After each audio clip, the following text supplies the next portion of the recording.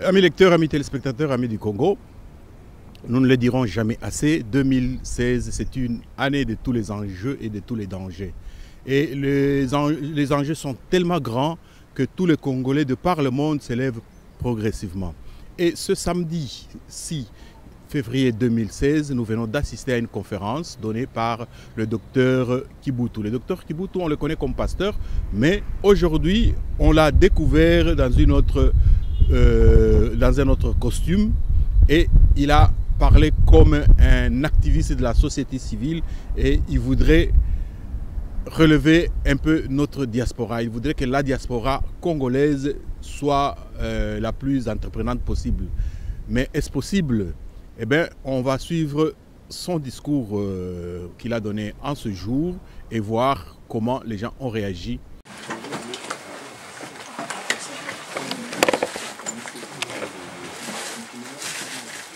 Ben voilà, mesdames et messieurs, je voudrais vous saluer et vous souhaiter la bienvenue à ce point de presse. Le point de presse qui est intitulé « Relever les défis d'une organisation globale et internationale de la diaspora congolaise ». Et donc c'est un honneur pour moi et c'est un privilège de présenter l'orateur de cet avant-midi, le docteur Célestin Kibutu. Je lui passerai la parole tout à l'heure. Après son intervention, nous passerons aux séances de questions et réponses. Nous commencerons par laisser la place d'abord à nos amis de la presse.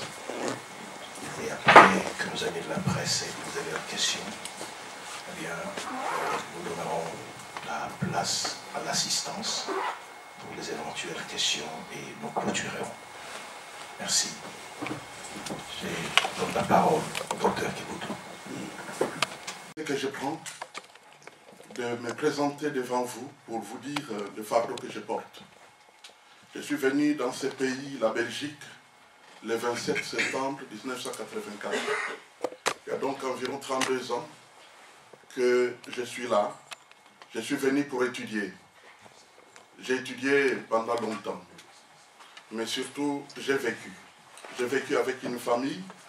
J'ai vu naître des enfants dans ma maison qui ont grandi, qui maintenant ont 30 ans et plus.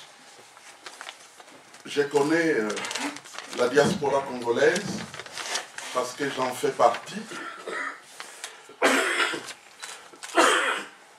J'ai eu le privilège, par mon activité et mon travail, je suis pasteur évangélique, enseignant de théologie, et ce travail m'a permis de beaucoup voyager. Je suis allé dans beaucoup d'endroits où se trouve la diaspora congolaise. Ceux qui ont lu mon petit livre sur les 7 liens les plus redoutables, là-dedans, dans l'introduction, je me suis permis de retracer un tout petit peu l'itinéraire de mon travail.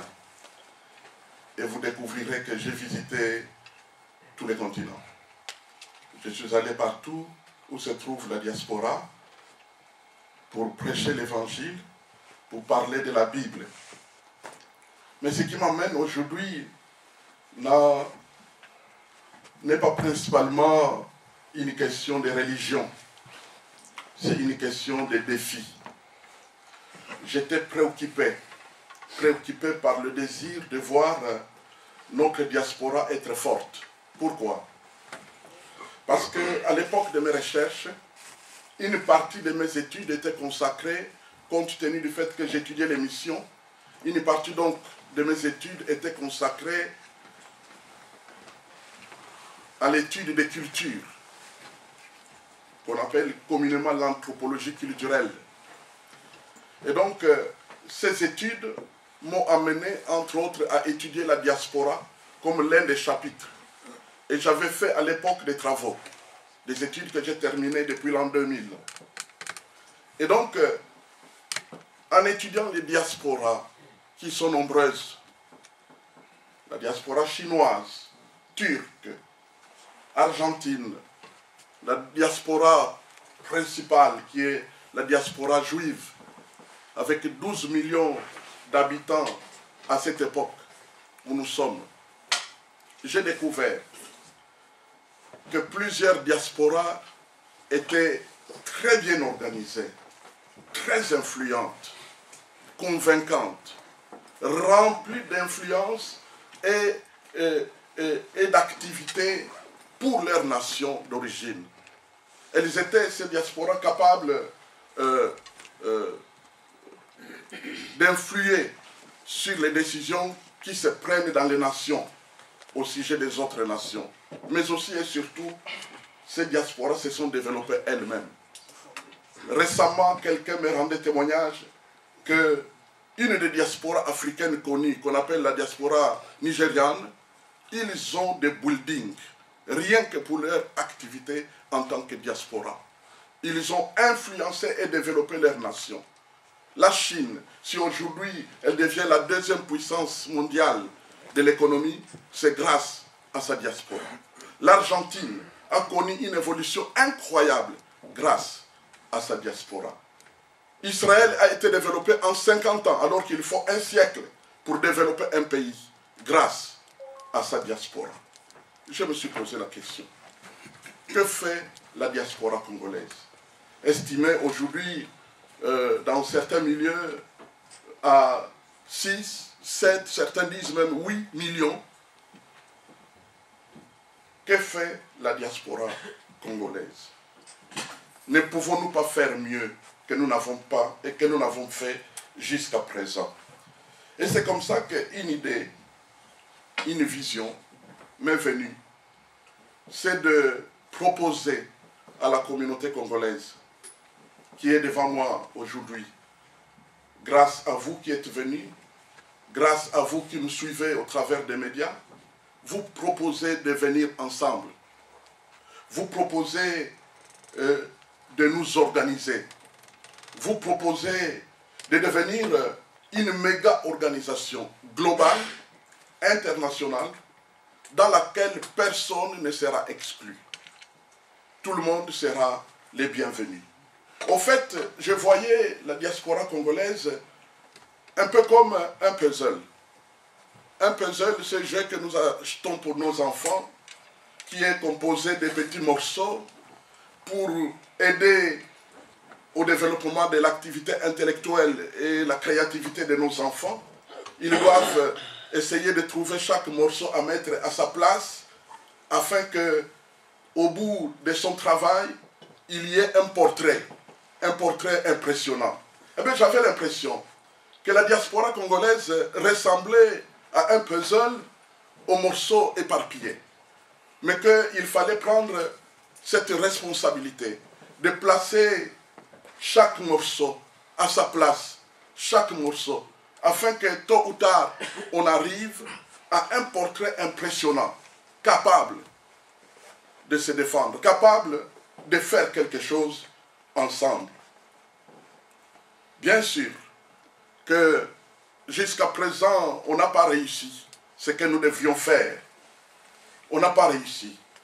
Mais voyez-vous, cette diaspora congolaise, il faut reconnaître que s'il est vrai que quelques-uns de ses membres ont perdu leur nationalité, je me perdre entre guillemets, ont perdu leur nationalité, cette perte administrative n'a pas pu leur faire perdre leur congolité.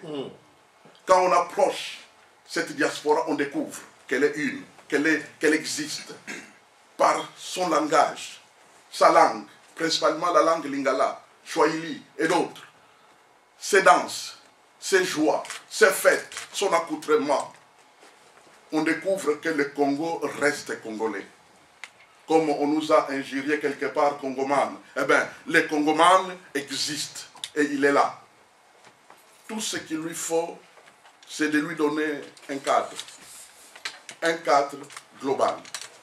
un cadre dans lequel s'exprimer, un cadre dans lequel agir, un cadre dans lequel se développer.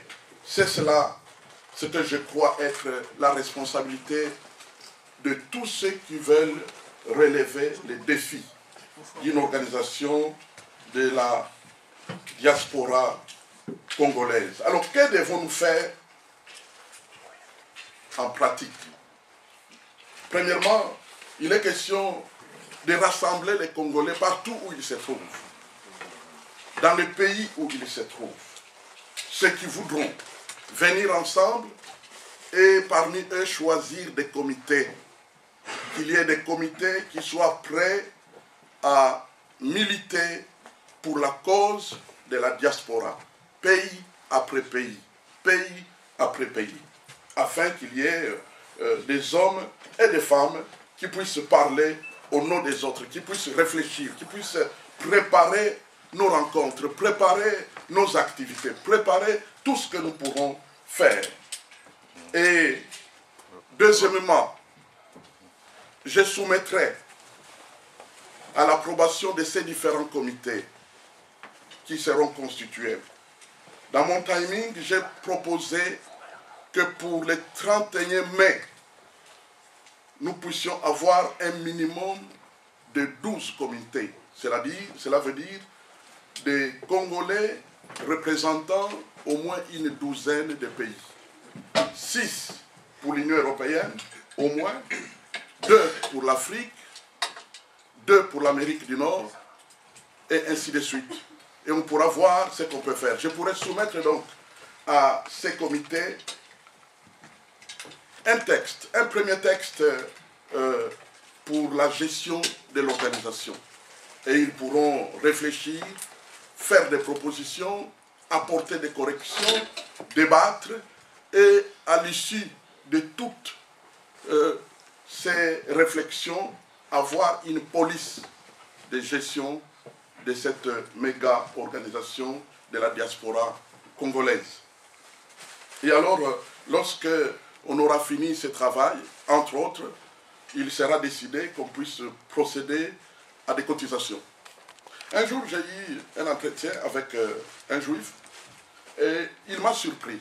Il m'a dit, est-ce que vous savez, vous Congolais, que vous êtes le peuple le plus proche des Juifs? J'ai souri. Je pensais un peu plus à la race ou quelque chose. Je voulais l'écouter. Je lui ai dit, mais pourquoi? Il a dit, parce que nous avons beaucoup en commun. Nous avons eu des millions de morts et vous avez eu des millions de morts. Nous avons perdu le contrôle de notre territoire. Vous aussi, vous avez un grand problème territorial. On nous considère comme des gens qui prient beaucoup. Nous savons que vous aussi, les Congolais, vous priez beaucoup. Et donc, vous êtes un peu semblable à nous, à une seule différence. Et sincèrement, j'étais très attentif à écouter la différence. Il a dit, nous cotisons. Vous ne le faites pas. Et si vous ne le faites pas, vous n'allez jamais résoudre vos problèmes. Ça m'a frappé. Je me suis dit, franchement, nous avons une lourde responsabilité d'oser relever notre tête, d'oser passer au-dessus de nos différences, d'oser se dire que nous sommes quand même un peuple capable de décider pour son sort et nous pouvons avancer. Voilà pourquoi je me suis fait entourer de quelques amis, quelques frères, quelques Congolais, à qui j'avais soumis le premier texte de la petite brochure que vous avez vraisemblablement lu. Et si vous ne l'avez pas lu, il y a suffisamment de copies qui sont disponibles à la sortie, vous pourrez vous servir. Et donc j'avais soumis ce texte à des amis, une dizaine d'amis qui se sont réunis avec moi. Ils ont lu le texte, ils ont apporté leurs contributions, j'ai mis le texte au propre et j'avais donc rédigé la brochure, relever les défis d'une organisation globale et internationale de la diaspora congolaise, dans laquelle j'aborde successivement de petits points, tels que s'unir autour de la cause nationale, s'unir autour de la cause nationale. Et deuxièmement, comme vous le verrez, arriver à dépasser nos différences, fédérer nos différences. Troisièmement, opter pour un pacte démocratique et puis unir nos petits moyens. Unir nos petits moyens. Cinquièmement, cultiver notre union. 6, revendiquer nos droits et enfin mettre en valeur nos compétences. C'était ces petits éléments que j'ai développés pour nous permettre de réfléchir. J'ai publié donc cette brochure pour donner l'occasion à la diaspora ou à plusieurs d'entre la diaspora congolaise à se faire une petite idée, à recevoir une idée et trouver dans cette idée comme un point de départ pour aller plus loin. Donc voilà en quelque sorte ce que je voulais vous partager. Et bien entendu, il faut des moyens de visibilité. Parce que, voyez-vous, quand vous êtes une diaspora, il n'y a pas que les moyens qu'on doit se donner. Il y a aussi la visibilité. Être visible. Être visible. Et j'ai proposé dans cette brochure qu'on puisse organiser des congrès, des rencontres, des grandes rencontres. Pour moi, une diaspora comme la nôtre, qui se compte en millions, mériterait d'avoir des congrès pouvant accueillir jusqu'à 50 000 Congolais. Nous méritons cela. Parce que ça ne ferait que pratiquement un centième du nombre que nous sommes. Voilà les défis que je voudrais que nous puissions relever.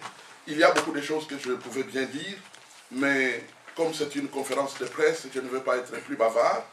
Je vais laisser la parole au modérateur et je suis tout à fait disposé à répondre aux questions que vous pourrez poser. Docteur Kibutu, on vous connaît comme pasteur, mais aujourd'hui, vous avez pris l'habit d'un militant de la société civile pour mobiliser la diaspora congolaise. Et à quoi a été dû ce déclic? Le déclic est venu en observant la situation de notre diaspora. Vous savez, quand vous êtes pasteur, vous rencontrez beaucoup de gens. J'ai fondé mon pastorat sur l'écoute. J'ai plusieurs permanences pastorales où je vois des hommes et des femmes, des familles malheureux, mais en même temps ayant tellement de gens au pays qui comptent sur eux pour leur subsistance. Et devant une telle réalité, grâce aux informations dont je dispose dans mes lectures, en découvrant par exemple que de nombreuses diasporas réussissent, comme la diaspora chinoise estimée à 30 millions d'âmes, comme la diaspora juive estimée à 12 millions et beaucoup d'autres diasporas, je me suis dit, mais notre diaspora a tout pour réussir. Pourquoi nous ne réussissons pas? La réponse était claire, c'est parce que nous ne nous rassemblons pas. Alors je me suis dit, avant d'être pasteur, je suis congolais. Je suis dans le même besoin de voir mon peuple réussir, mon peuple monter haut. Et alors je me suis dit, si Jésus, mon sauveur, a multiplié les pains, a multiplié les poissons, est venu au secours de son peuple, pourquoi pas nous qui les suivons? Pourquoi devons-nous nous enfermer dans les 4 murs? Pourquoi ne pas sortir, aller à la rencontre de tout le monde? Pourquoi devons-nous continuer à nous enfermer dans l'idée que ça c'est mon membre, celui-là est mon membre, celui-là est mon membre, ma membre? Non. Tout le monde, tous les Congolais ont une grande valeur devant Dieu et devant les leaders que nous sommes. C'est la raison pour laquelle je suis sorti de mon silence pour venir à la rencontre des Congolais. En parlant de diaspora, vous parlez pratiquement d'un corps et même dans votre exposé, vous avez pris un exemple de la Bible où on parle du corps. Mais il y a une citation d'un citoyen d'un pays limitrophe au nôtre qui avait dit « Les Congolais pris chacun un à un, c'est des perles. Mais les Congolais, ce n'est pas une chaîne. » Qu'est-ce que vous dites par rapport à votre objectif que vous êtes fixé? Vous saurez faire des Congolais avec tout ce qu'ils ont comme talent, une chaîne et comment? Je pense que les gens peuvent philosopher sur les Congolais, mais ils oublient une chose. Les Congolais est créé à l'image de Dieu. Et aussi longtemps que les Congolais est un être humain comme les autres, eh bien, s'il y a eu des êtres humains qui ont réussi, les Congolais peuvent aussi réussir.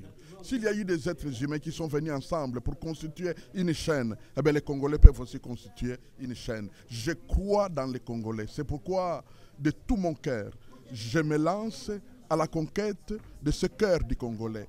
J'ai presque envie de dire, acceptez de venir avec nous pour que nous puissions faire la différence et contredire toutes les déclarations qui ont été faites des contraires à notre avenir. Je sais que beaucoup ne croient pas en nous, mais nous au moins nous pouvons croire en nous. C'est notre choix. Et pasteur, quelles sont les valeurs sur lesquelles vous allez vous appuyer pour que tout Congolais puisse se reconnaître en ce mouvement qui est en train de se lancer? La première valeur, c'est de pouvoir se dire, nous devons nous entraider. Quand, par exemple, je donne ma participation, je ne vise pas avant tout mon intérêt. J'ai reproduit des brochures en milliers, plus d'une dizaine de milliers de brochures à mes frais. Je le crois que ce que je donne aux Congolais, c'est à moi-même que je le donne. Tout ce que je fais pour tous les Congolais, c'est à moi-même que je le fais. Vous le savez vous-même, qu'il sera totalement impossible que du jour au lendemain de nos cotisations, tous les Congolais aient un emploi à partir de là. Non. Mais au moins, quand nous apprendrons qu'il y a 2000, 3000, 4000, 5000 Congolais qui ont trouvé du travail grâce à notre participation à nous tous, ça fera notre fierté, mais aussi et surtout notre visibilité. Quand nous viendrons dans des congrès et que nous serons là, un grand nombre, en train de scander les chants que nous aimons, en train de réagir selon notre amour patriotique, alors vous pouvez bien comprendre que ce ne sont pas seulement les autres qui seront surpris de nous, mais nous-mêmes, nous serons fiers de nous. Et je crois que bâtir notre succès, c'est notre responsabilité. Après tout, si nous ne faisons pas ça, qui d'autre le fera? Donc, la valeur, c'est avant tout se dire que ce que je donne pour le mouvement, je le donne à moi-même. Ça, c'est la première valeur. La deuxième valeur, c'est l'amour du prochain. L'amour du prochain. Vous savez, comme prédicateur, j'ai observé notre manière de vivre et je sais que des choses telles que les critiques les uns contre les autres, je suis sûr que le temps est aussi venu où nous pouvons nous encourager mutuellement en faisant remonter plus les qualités que les défauts, comme nous le faisons dans nos couples. Parce que si nous nous comportions dans nos couples comme nous le faisons dans la société, eh bien, il y aurait des divorces en cascade. Heureusement que dans les couples, nous nous comportons différemment. Nous sommes patients, nous nous pardonnons, nous nous aimons. Eh bien, pourquoi ne pas transposer sur notre société ces valeurs qui sont déjà dans nos maisons? Quelqu'un a dit, comme venait de dire notre journaliste Cheikh Fita, que les Congolais pris individuellement, c'est une perle. Eh bien, nous pouvons devenir des chaînes de perles qui soient une bénédiction pour nous-mêmes d'abord et ensuite pour les autres. Et le dernier mot à toute la grande communauté congolaise de l'étranger? Le dernier mot, c'est qu'un mouvement vient de commencer. Il y a plusieurs associations. Certains d'entre vous, vous êtes déjà impliqués dans diverses associations. Mais jusque-là, comme l'avaient reconnu plusieurs, on n'avait pas encore atteint un niveau où nous voulons faire quelque chose de global, d'international. Eh bien, ça vient de prendre son envol. Ça vient de commencer, c'est publié. Nous vous attendons. Engagez-vous. Encouragez-nous.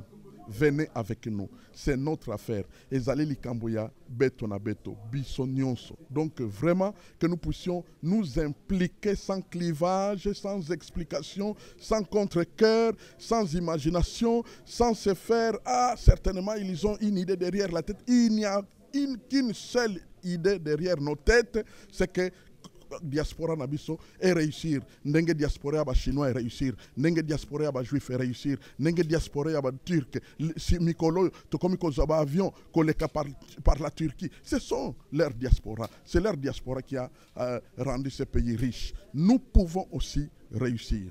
Et vous aurez de nos nouvelles au travers de nos brochures, au travers de nos autres points de presse, au travers de tout ce que nous allons faire. Nous irons vers vous. Si vous voulez nous accueillir chez vous, dans votre ville ou dans votre pays, nous viendrons pour expliquer, pour partager avec vous. Parce que de toutes les façons, nous ne réussirons jamais si vous n'êtes pas avec nous. Que Dieu vous bénisse. Docteur Kibutu, nous vous remercions. Merci beaucoup. Merci, Cheikh Fita. Amis lecteurs, amis téléspectateurs, amis du Congo, c'était la conférence de Dr Kibutu dans laquelle il voudrait donner un coup d'électrochoc à la diaspora. Vous avez aimé, nous en sommes sûrs. Eh bien, nous souhaitons seulement que vous pourrez être parmi les premiers de ceux qui vont emboîter le pas, parce que tout le monde le sait, une diaspora organisée, une diaspora très très forte, c'est vraiment une pierre d'achoppement pour notre pays. Merci de nous avoir suivis et à la prochaine. Et merci surtout à notre réalisateur de tout le temps, Gérard Kanabassa, grâce à qui ces images arrivent chez vous.